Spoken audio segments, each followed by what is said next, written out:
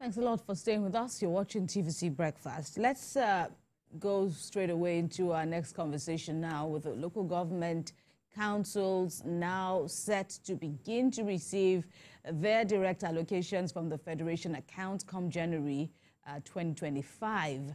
The direct receipt from the Federation Account Allocation Committee will end the delay in implementing the July 11 judgment of the Supreme Court, which granted financial autonomy to councils. And this development is deemed significant towards empowering councils to fulfill their constitutional responsibilities without undue interference from governors. Recall that the federal government has made several moves to minimize disruption to state and local government operations. Interestingly, this move towards direct allocation isn't entirely new, as former President Ibrahim Babangida had announced a similar measure in 1988, granting local government councils direct revenue allocations from the Federation account. Joining us now in the studio is former Executive Chairman Amuwodofin Local Government Area here in Lagos State, Ayodele Adewale. Comrade, he's also a comrade, by the way. Welcome to the program. Thank you for having me. Happy New Year in advance. And Happy New Year in advance, indeed. Well, this is the conversation that you are very well familiar with. We've had cause to invite you to speak to this burning issue, over the years. This is perhaps a good place to say thank you for always lending your voice to this subject. But what many people celebrated in July with the intervention by the Apex Court, and now, month after month, we are still here. Though the government is saying some states are already implementing it, already receiving direct allocations, but come January, we should see all LGAs receive their allocations, across board. But what do you make of, this stage in this burning matter? Well, for me, it gladdens my heart that holistically in Nigeria, all local government would get their entitlement direct from the federal allocation. And never again are we going to see an issue where some state governors would hold on to such allocation on behalf of the local government, because it has stunted the growth of the local government in many areas in Nigeria. And I also commend the President Tinubu administration for putting adequate parameters to making sure that these funds get to them. A special committee has been put in place to also monitor, right? Yes, the local government have their full-fledged autonomy, they have their sovereign rights to spend funds as provided in their budgets, their budgetary provision and all of that. But if care is not taken, some people can also squander those funds on issues that are not directly impactful to their communities and creating distortion as it used to be.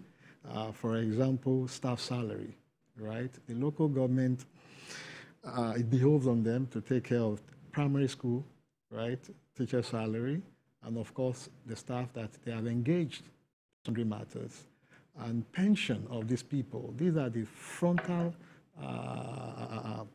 responsibility that they need to plug off before putting funds into other developmental matters. And of course, security. You understand, they are very paramount. But in a case where you see a local government chairman decides to spend more funds on recurrent expenditure that is not directly impactful to their growth, you understand, they create an imbalance in the system and put more weight of responsibility on the federal government. Because as you know in our climb, if anything goes south in any area, it is the federal they call.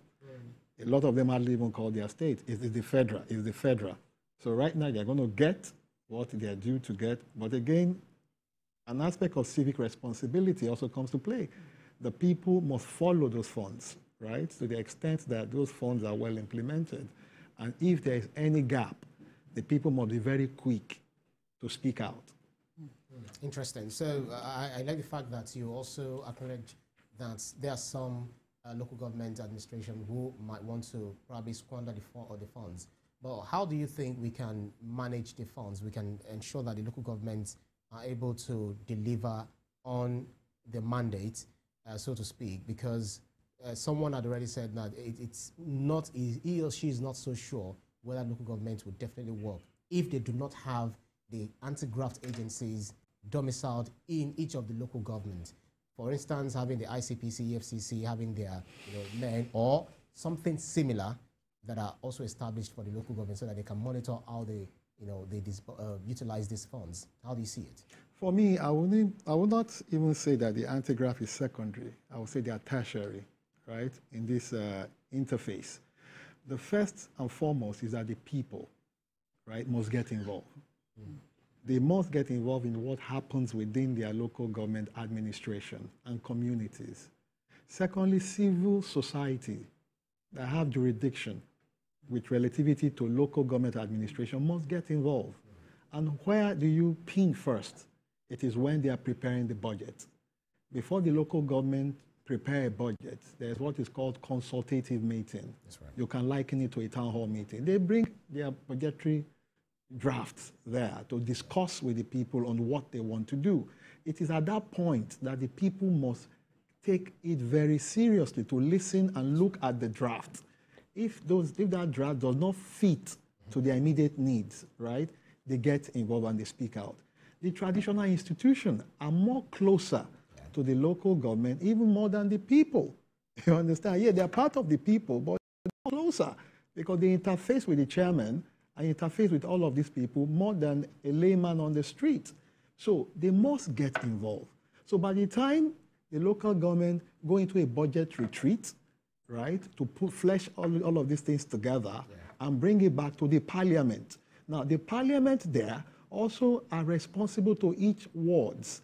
The people also interface to make sure that what they have discussed about during the draft is also reflecting at the parliamentary level.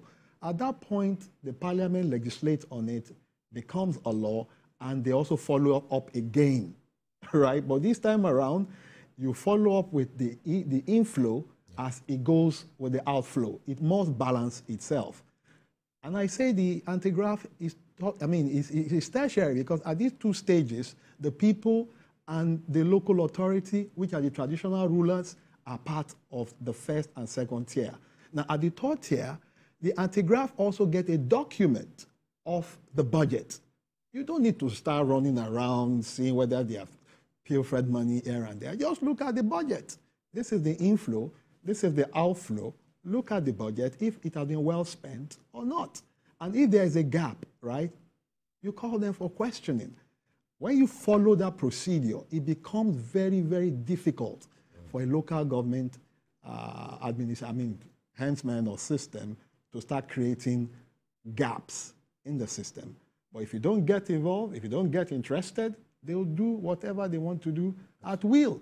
But again, you also look at the quantum of funds that are pegged to each project, either recurrent or capital, right? For instance, in the local government, there is no local government in Nigeria. There has all the engineering departments, right? Engineering fields to assist in that department. You either have an electrical as HOD or you have a civil engineer. They might not have a QS because in my own time, I had to bring them in as non-pensionable to support the department.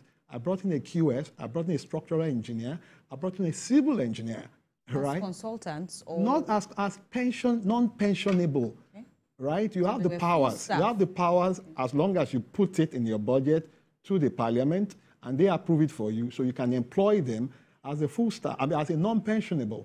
In my time, I employed over 1,000 non-pensionable workers to different departments where I saw that there were gaps in the health sector, in the educational sector. I brought an education consultant to train the NYSC core members because I had to pull them in, discussing with the NYSC people, and in the environment department. So putting all of these things together, we were able to cascade our development. So I presume that that is what civil society will engage the local government leadership in terms of training and improving their capacity and making them see what is doable. And when you say there were gaps, I would also like for you to expatiate on these gaps that you noticed at Amu Odofi while serving as a local government chairman. And then you also said you tabled your proposals before the parliament. Are you talking about the local government parliament or the state No, the House local of government Assembly? parliament. Okay. You know, you have three tiers, federal, state, and each of them has parliament, right? And all of that. Now, the gaps was this. I came in, I met one doctor. How do you think one doctor can take care of all of that, right? That's a gap. I came in, the engineering department was not full-fledged. They needed more hands, right? In education, they needed more hands and all that. Those are gaps. I came in terms of revenue, there was a big gap. I came in October 30, 2008. Yeah. In that month, the revenue that came in was 30,000 naira. So there were loopholes. So we had to plug off those loopholes, and we engaged Alpha Beta to assist us to increase our revenue.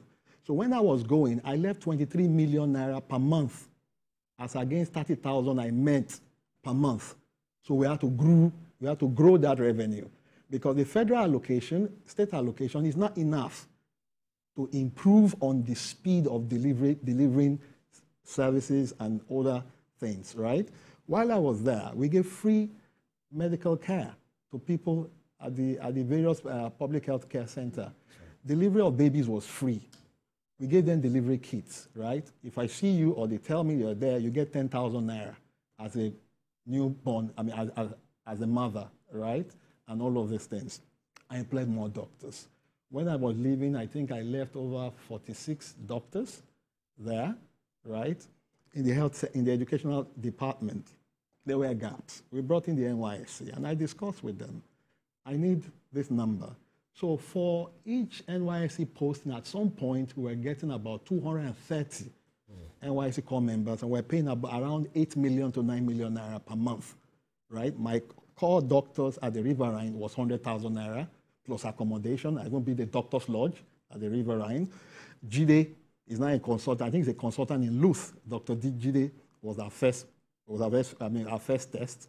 And we had to get a 2-bedroom flat for Jide, fully furnished with utensils, kitchen utensils, generator, and all of that. And we had to also buy CUG phones, about 210 CUG phones to different interest groupings within the local government to aid our security architecture. See something, say something, right? We had to buy vehicles for all the police division there, brand new Hilux vehicles. We also have to buy new Corolla vehicles from RT Briscoe, about 36 in my second term, from Kia 47 in my first term, brand new. We went to Tata, bought a big truck for the environmental department, a 30-ton truck, right? And all of these things in order to aid it. Now you come to engineering department. We had engineer Odukpiton. I think Odukpiton was there. I've forgotten his discipline, but it was not all-rounded. That's right. So we had to now bring in a quantity surveyor to assist that department. We brought in a builder, and we worked with the NYSC to bring in an electrical engineer and many of these things to, put it as a robust thing. So we had to come in and renovated all the 20 primary schools we had. We built more primary schools, gave free uniforms, right?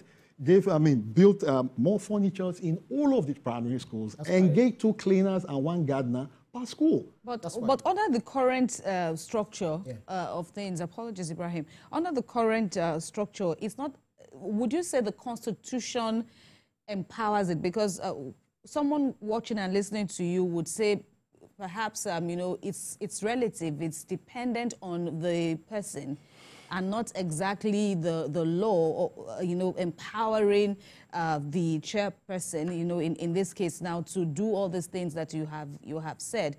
Do you see this new dispensation of local government autonomy as something that will ensure that all these individuals managing local government, local councils across the country also act like this and do the needful? Well, the law has made all provision possible, right? The first thing is to have that injecting funds, the fund to push you forward, which is the federal allocation that is coming direct to them. They should not rest on their oars. It won't take you far, especially when you have a lot to do, right? The federal government, the state government also will require you or will be thinking that you have to generate your funds. What is coming, I can liken it to a meal ticket. What if there's a drop in revenue?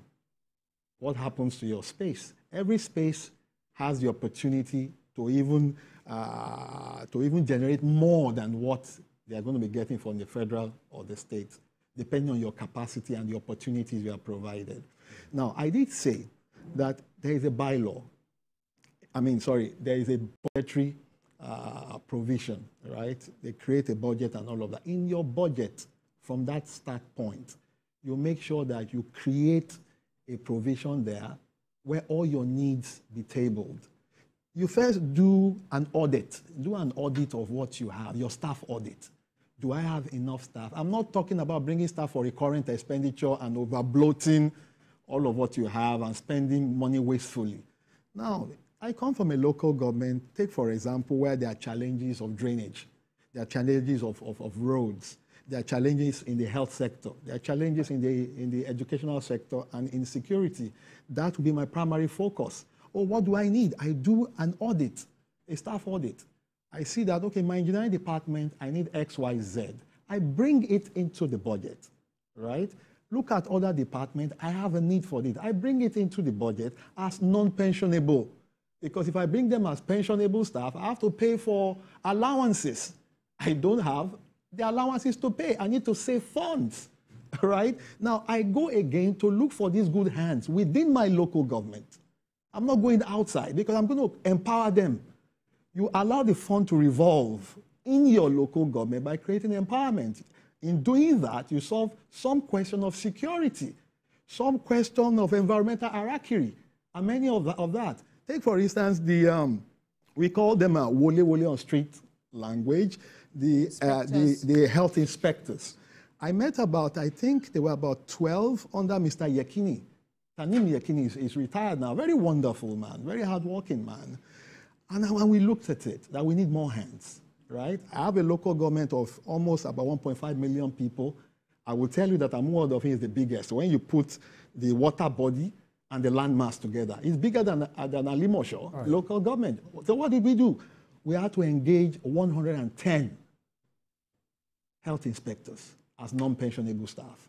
Because if you don't tackle community health, it's also going to snowball into a lot of health complications and put pressure on your system. So talking about federal allocation, which you said might not even be anything at the end of the day. No, if you have a lot to do. You know, so if you look at various administrative capacity, they could lead to unequal development across the nation. So what do you think the government can do, the federal government can do in ensuring that there is balanced progress among all of these local councils? Because if you say, okay, this is developing well, the other one is not getting enough, you know, when they start to share this money, it might not be, definitely it's not going to be the same thing. So how do you think the government can ensure balance across all of these local councils? Now, in ensuring balance, you have also said something prior, which is the allocation will never be the same. Because allocation comes according to population, according to geographical landmass, and whatever body that they are going to calculate,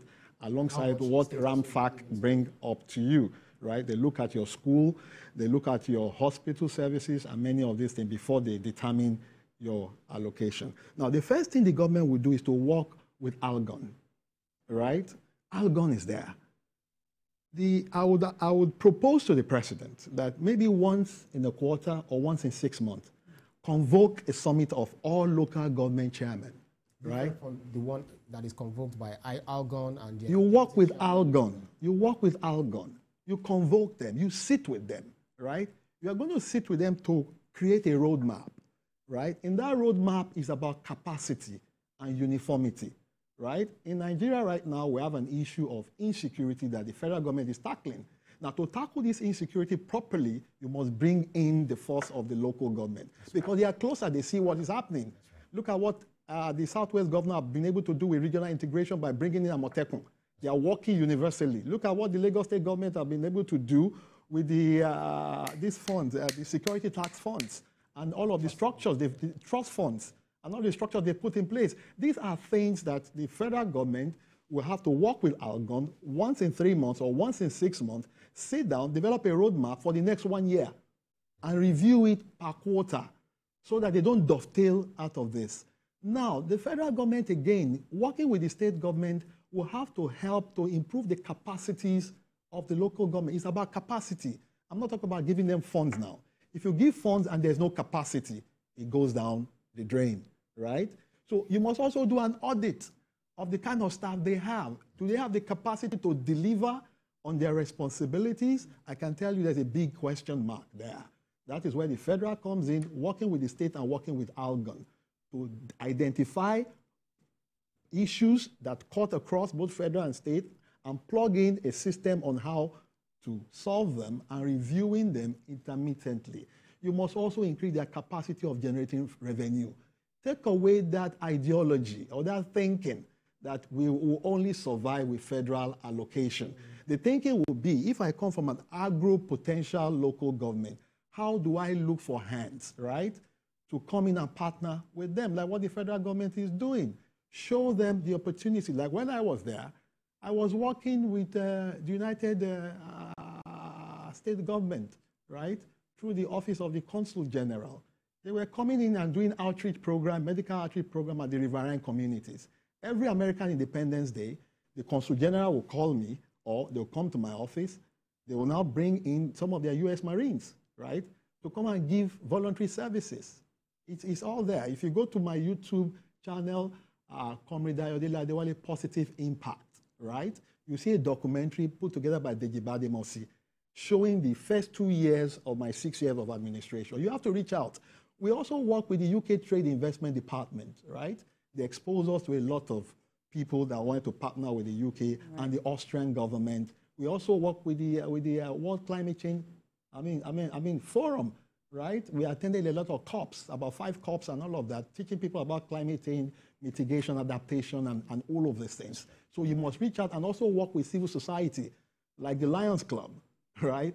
Like the Rotary Club. The Rotary came and built a block of classroom for us. You must reach out. You can't do it yourself.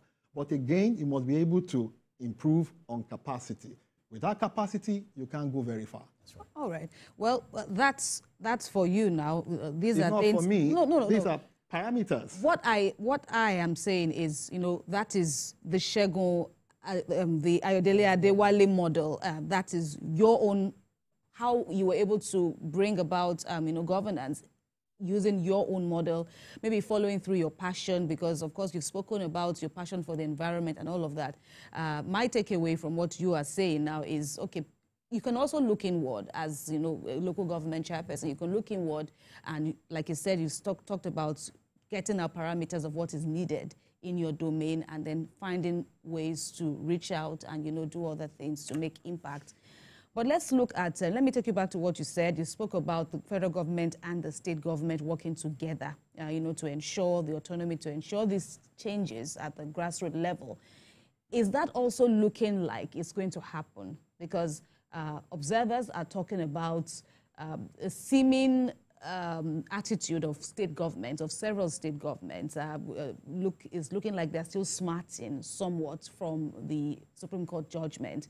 And then people are talking about what is happening in Anambra State, the new laws that Governor Soludo enacted or signed into law, I should say, which mandates local government areas to remit a portion of their federal allocations, which you have stressed could flip-flop, really. So they want them to remit a portion of that allocation into a consolidated account controlled by the state. They don't need to do that. They don't need to pull it into a pool, right?